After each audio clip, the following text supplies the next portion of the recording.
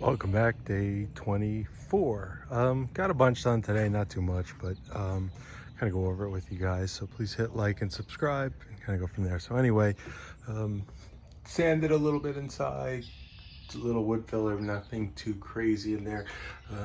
Built a little box for the Buchanan's voltmeter and for the diesel heater control. So it's unfortunately it's thin, the way that the wires have to go, so I had to build like kind of a box. So kind of figuring out where to mount it. The hole there is going to be for the switches, so either above it, just kind of put it there, and then just run the cables behind, which will run into the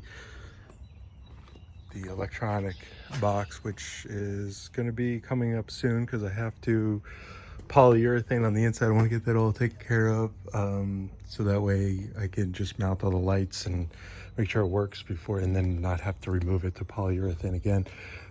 Did the trim in the back. Got to paint those speaker boxes. I put two holes here, one for USB and one for a cigarette port.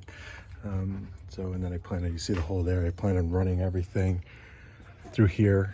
And then I'm going to put sorry for all the back and forth, a 12 blue bus over there with the fuses. So that's going to run the back. And then I have one cable coming back now. I have to run the ground.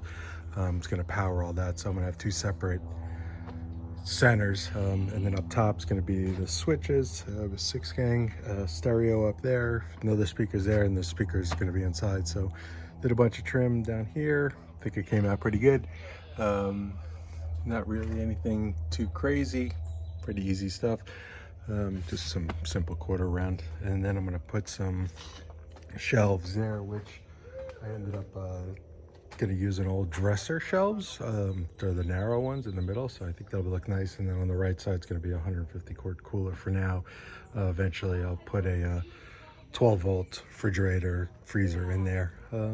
That's basically it. I did mount the diesel tank today, so that's coming along for the heater. So the heater's there, tank's there, so I'm going to have to run just the fuel line down below and then into it. And then I did buy an extension for the exhaust, because this side I'm going to have a vent in here in the door, because the air conditioning is going to be in there too. Want this to get fresh air, and I don't want any diesel fuel fumes to have any chance. So I bought an extension pipe on eBay for like 12 bucks, or Amazon.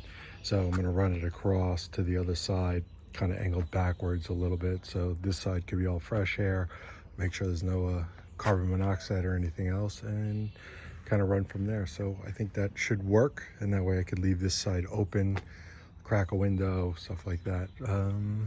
That's basically it for today. Please hit like, please hit subscribe. Any questions, please let me know, and I go from there. Thanks a lot, and talk to you soon. Bye-bye.